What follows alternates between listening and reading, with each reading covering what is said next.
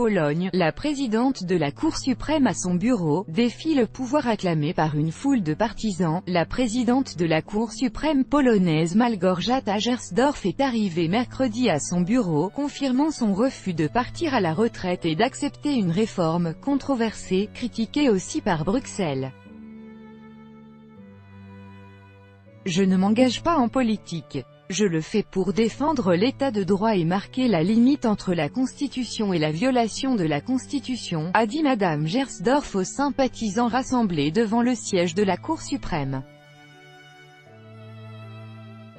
J'espère que l'ordre légal sera rétabli en Pologne, sans faire référence explicitement à la situation à la Cour suprême. Le Premier ministre polonais Mateusz Morawiecki a affirmé mercredi matin à Strasbourg, devant le Parlement européen, que son pays avait « le droit » de construire son système judiciaire selon ses propres traditions, l'unité dans la diversité, cette devise de notre UE, ce n'est pas un slogan vide, a déclaré M. Morawiecki devant les eurodéputés réunis en session plénière.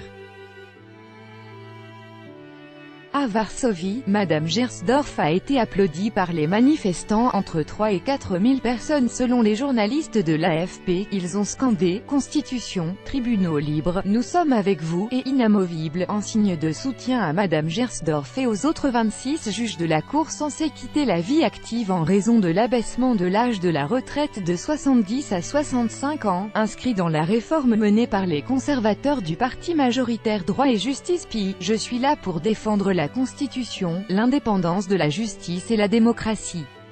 Comme tous les soirs, toute la semaine, a dit à l'AFP une Varsovienne de 57 ans, Agnieszka Makowiecka, une cour, deux présidents, le Premier ministre polonais Mateusz Morawiecki devant le Parlement européen à Strasbourg le mercredi 4 juillet 2018. Copyright AFP, Frédéric Florin. La situation de la Cour suprême est confuse. Le chef de l'État Andrzej Duda a signifié mardi après-midi à Madame Gersdorf que pour lui elle était déjà à la retraite, ayant atteint l'âge de 65 ans et qu'il avait confié son intérim à un autre juge de la Cour, Józef Iwulski.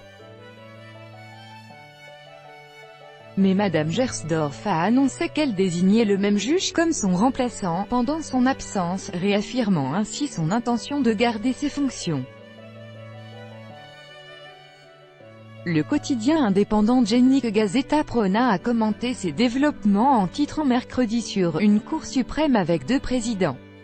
Le journal proche de l'opposition Gazeta Wyborcza a choisi de dénoncer « un viol de la Cour suprême ». Le conflit entre la majorité des juges de la Cour suprême et le pouvoir politique s'inscrit dans un différend plus vaste opposant Varsovie à la Commission européenne à propos de réformes judiciaires lancées au nom d'une plus grande efficacité de la justice.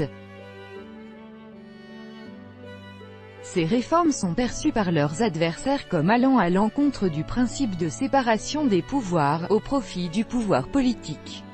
Également critique à leur égard, la Commission européenne a lancé lundi une procédure d'infraction d'urgence contre Varsovie. Celle-ci pourrait aboutir, après plusieurs étapes, à la saisie de la Cour de justice de l'Union européenne (CJUE) et à des sanctions financières.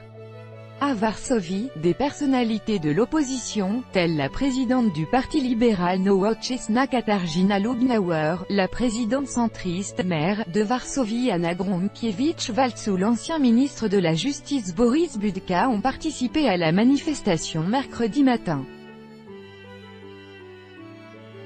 Mardi soir déjà, entre 4 et 5 000 manifestants, selon les estimations des journalistes de l'AFP, se sont rassemblés devant le siège de la Cour suprême pour témoigner de leur soutien à sa présidente.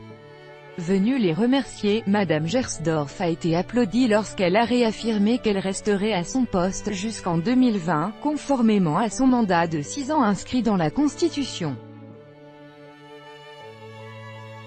Pour le politologue Ireneusz Krzeminski, on peut imaginer une sorte d'entente entre le juge Iwulski et la présidente Gersdorf, qui permettra à cette dernière de rester en poste jusqu'à ce qu'on voit un nouveau développement de la situation et un signal de Luxembourg, siège de la Cour de justice de l'Union européenne (CJUE), qui pourrait être saisi par la Commission européenne. Tout droit de reproduction et de représentation réservé. Copyright 2018, Agence France Presse.